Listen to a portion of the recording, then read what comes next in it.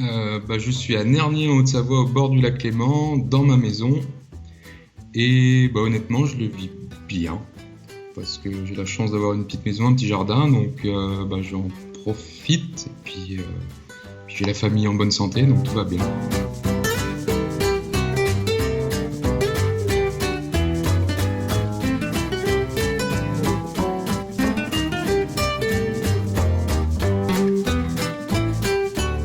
Alors, c'est pas avec les yeux que je le vois, mais c'est avec les oreilles que je l'entends. C'est le silence, parce qu'on est sous le couloir aérien des avions pour l'aéroport de Genève. Et en période de pointe, c'est toutes les 3 minutes. Et c'est un bruit permanent qu'on a peut-être tendance à oublier tellement il est assourdissant de temps en temps. Mais là, on n'entend plus rien. Donc c'est la nature qui reprend ses droits. Enfin, qu'elle l'a toujours eu, mais on l'entend. On entend les oiseaux, on entend le vent dans les arbres. Alors, mon métier me manque. Parce que voilà, je travaille dans la culture. C'est un domaine qui est ravagé. Et je travaille dans le cinéma particulièrement, donc mon travail est un peu particulier. Donc je programme des courts-métrages, donc c'est ces petits films que des jeunes réalisateurs ou confirmés peuvent faire. Et moi je les rends visibles parce qu'ils n'ont pas souvent l'occasion d'être visibles. Donc ça peut être en festival, en cinéma, dans des plein air ou tous les endroits où je peux programmer du court-métrage. Donc c'est vraiment un travail de visibilité de ce format du court. Et je rends aussi accessible des longs métrages en audio-description pour les personnes malvoyantes et en sous-titrage pour les personnes malentendantes. Donc c'est plus un travail d'accessibilité de la culture et du cinéma pour ces personnes qui n'ont pas souvent l'occasion d'avoir les films accessibles et disponibles. Eh ben, je suis un misanthrope fini, mais personne. Trop de personnes à la maison.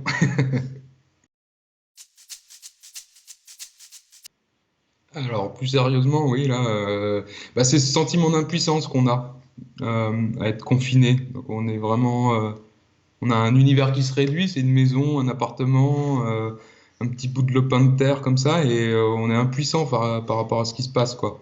Donc, c'est vraiment un sentiment assez désagréable ou nouveau. Alors, on est impuissant par rapport à plein de choses, mais là, oui, c'est vrai qu'on ne peut pas aider les gens, à part les proches, mais on aimerait être plus présent pour aider, je sais pas, les infirmiers, les personnels soignants, être plus présent pour plein d'autres choses, quoi. La recherche ou les scientifiques, j'en sais rien. Peut-être même être cobaye, mais on peut pas, quoi. Donc c'est vraiment un sentiment de frustration qui est pas d'impuissance, qui est frustrant.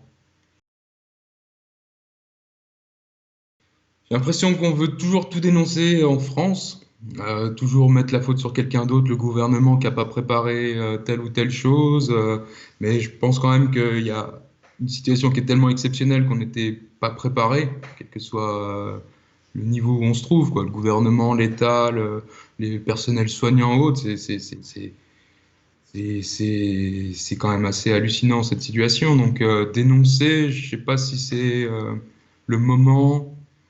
Il faudrait peut-être plutôt aller vers trouver des solutions ensemble, plus que trouver les problèmes qu'on peut tous bien pointer du doigt. Mais voilà, trouver les solutions et positiver les choses pour aller de l'avant et changer un peu le mode de fonctionnement de nous Français, de toujours trouver les problèmes alors que les solutions, elles sont toujours là. Donc positiver un peu.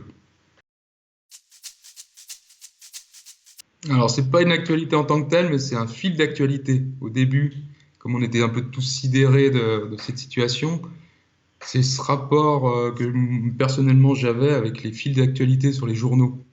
Parce que c'était toutes les minutes des nouvelles informations. Et c'est ce rapport morbide à la mort avec ces décomptes journaliers et ce rapport entre les jours, plus, moins de morts.